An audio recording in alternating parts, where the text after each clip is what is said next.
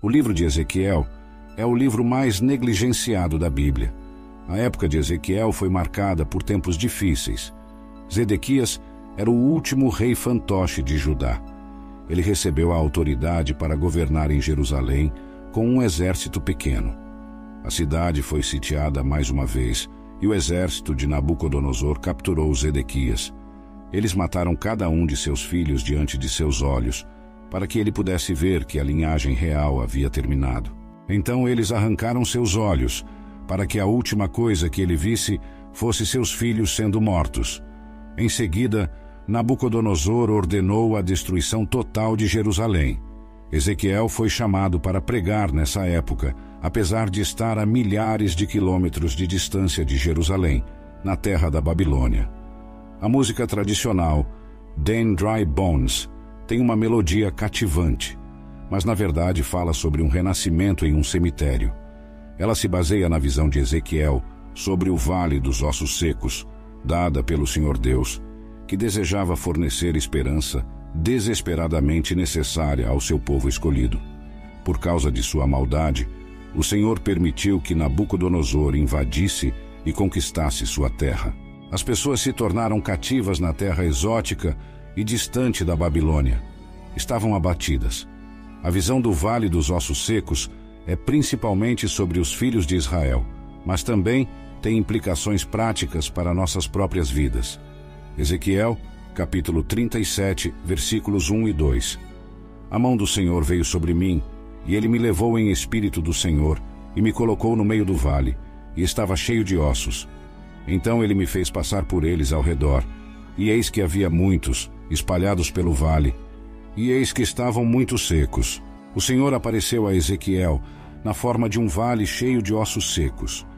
Deus não muda a localização de Ezequiel, mas lhe dá uma percepção vívida de que ele foi levado a um vale cheio de ossos. Sua secura indica que eles estavam lá por um longo período de tempo. Os ossos também sugerem que o vale já foi habitado, mas não mais. O Senhor queria que a mente e o espírito de Ezequiel fossem profundamente afetados pela aparente falta de esperança da situação. Se não tivermos cuidado, nossos lares podem se decompor em um monte de ossos secos. Quanto mais ignoramos as palavras de Deus, as regras familiares, mais provavelmente elas se tornarão um esqueleto. Até mesmo alguns cristãos que antes caminhavam com o Senhor se tornaram um monte de ossos. Eles vivem do que foram em vez do que deveriam ter sido. Efésios capítulo 6, versículos 1 a 4. Filhos, obedeçam a seus pais no Senhor, pois isso é justo. Honra teu pai e tua mãe, que é o primeiro mandamento com promessa, para que te vá bem e tenhas longa vida na terra. E você, pais, não provoquem seus filhos à ira, mas os criem na disciplina e instrução do Senhor. Ezequiel capítulo 37, versículo 3. E ele me disse: Filho do homem, acaso poderão reviver estes ossos? Eu respondi: Senhor Deus, tu o sabes. Ezequiel respondeu à pergunta de Deus sobre se os ossos eram capazes de sustentar a vida, afirmando que somente o Senhor sabia com certeza. Segundo Ezequiel, a situação era impossível. Quando contemplamos a importância do dia, também podemos refletir sobre os tempos que virão. Se desejamos ver um avivamento, caberá ao Senhor trazê-lo, assim como ele fez na época de Ezequiel. Mas Deus é capaz de realizar tudo o que ele determina. Ele é o Deus do impensável. Lucas, capítulo 18, versículo 27. Ele, porém, respondeu: O que é impossível para os homens é possível para Deus. Ezequiel, capítulo 37, versículos 4 a 8. Novamente ele me disse: Profetize sobre estes ossos e diga-lhes: Ossos secos, ouçam a palavra do Senhor. Assim diz o Senhor Deus a estes ossos: Certamente farei entrar o fôlego de vida em vocês e vocês reviverão. Colocarei tendões sobre vocês, farei crescer carne sobre vocês. Cobrirei vocês de pele e porei o fôlego em vocês e vocês viverão. Então vocês saberão que eu sou o Senhor. Então profetizei como fui ordenado, e enquanto eu profetizava, houve um barulho e, repentinamente, um ruído de ossos se juntando, osso ao seu osso. E à medida que eu olhava, os tendões e a carne cresciam sobre eles, e a pele os cobria, mas não havia fôlego neles. Ezequiel recebeu posteriormente instruções do Senhor para pregar aos ossos que já haviam morrido. Ezequiel estava sendo mostrado por Deus uma verdade crucial que todos nós precisamos compreender, que é que a proclamação da palavra de Deus carrega consigo poder. A vida a ser encontrada na Bíblia. Ela oferece vida e fé àqueles que a recebem. Ezequiel presenciou um evento miraculoso. Os ossos começaram a se fundir uns aos outros, osso ao osso, e enquanto ele observava, músculos e carne começaram a crescer sobre os esqueletos, e em breve seus corpos estavam cobertos de pele. No entanto, eles não passavam de um grupo de corpos mortos se movendo de maneira ordenada. Hebreus capítulo 4, versículo 12. Porque a palavra de Deus é viva e eficaz, e mais afiada do que qualquer espada de 2 gumes, e penetra até a divisão de alma e espírito, e de juntas e medulas, e é apta para discernir os pensamentos e intenções do coração. Romanos capítulo 10, versículo 17. Logo a fé vem pelo ouvir, e o ouvir vem pela palavra de Deus. Ezequiel capítulo 37, versículo 9.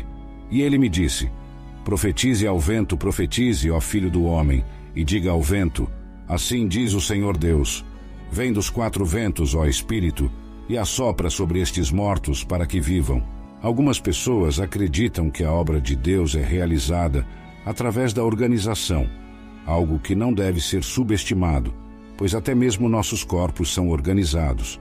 Uma igreja pode ter seus assuntos em ordem, mas se não tiver o fôlego, a igreja não passa de um corpo sem vida. Ezequiel recebeu instruções de Deus para pregar ao fôlego. A palavra ventos é derivada da palavra hebraica ruach, que pode significar vento, respiração ou espírito.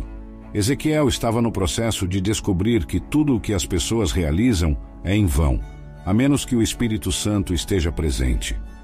A presença do sopro divino de vida é necessária em nossa existência, da mesma forma como foi para Adão. Uma pessoa nasce do Espírito quando nasce de novo. Deus deve infundir vida espiritual em nossos corações. Ezequiel testemunhou uma tremenda demonstração de vitalidade quando o exército se levantou. Gênesis capítulo 2, versículo 7. Então o Senhor Deus formou o homem do pó da terra e soprou em suas narinas o fôlego de vida, e o homem se tornou um ser vivente. João capítulo 3, versículos 5 a 8.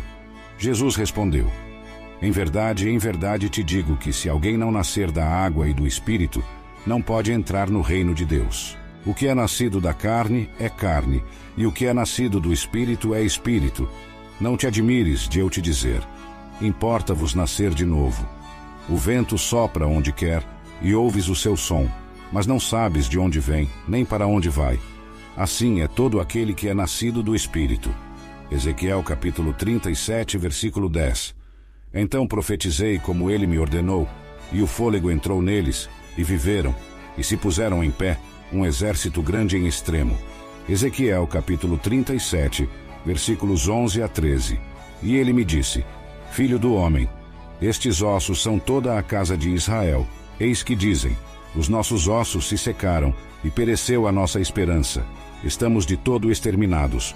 Portanto, profetiza, e dize-lhes: assim diz o Senhor Deus: eis que eu abrirei as vossas sepulturas, e vos farei subir das vossas sepulturas, ó povo meu, e vos trarei a terra de Israel, e sabereis que eu sou o Senhor, quando eu abrir as vossas sepulturas, e vos fizer subir das vossas sepulturas, ó povo meu.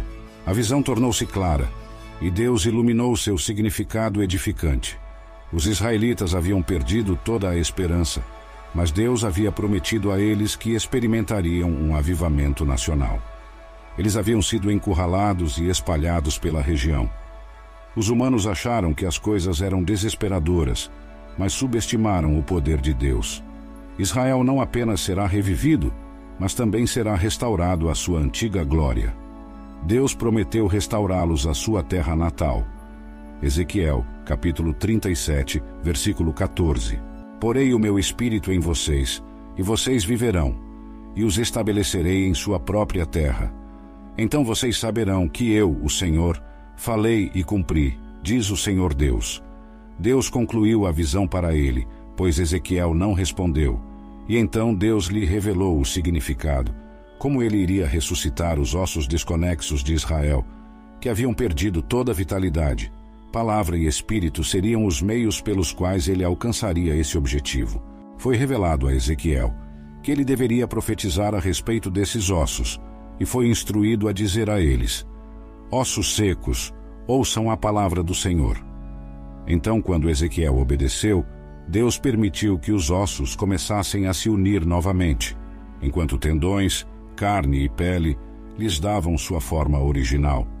No entanto, a palavra tinha que ser seguida pela concessão do Espírito, para que esses corpos recebessem o fôlego e voltassem à vida, o que é um exemplo clássico de avivamento.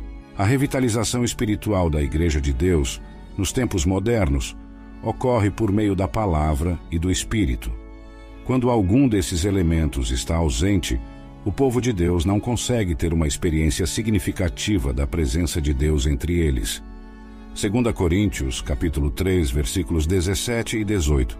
Ora, o Senhor é o Espírito, e onde está o Espírito do Senhor, ali há liberdade.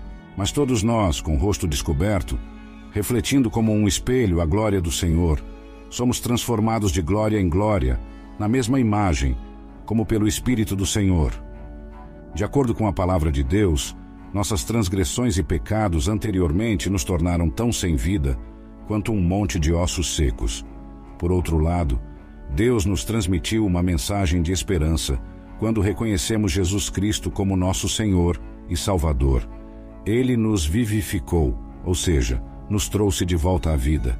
Chegou a hora de compartilharmos essa palavra de esperança com aqueles que, por causa de seus pecados e transgressões, ainda estão espiritualmente mortos. Se espalharmos a palavra e mantivermos em mente que dependemos do Espírito Santo para força e direção, talvez possamos testemunhar um avivamento em uma sepultura. Efésios, capítulo 2, versículo 1. E vos vivificou, estando vós mortos em ofensas e pecados. Romanos, capítulo 5, versículo 8. Mas Deus prova o seu amor para conosco em que Cristo morreu por nós, sendo nós ainda pecadores. Convido você para assistir ao vídeo Quem é o Espírito Santo? Uma exploração profunda sobre a terceira pessoa da Trindade. Este vídeo traz revelações fascinantes sobre o Espírito Santo e seu papel fundamental em nossas vidas.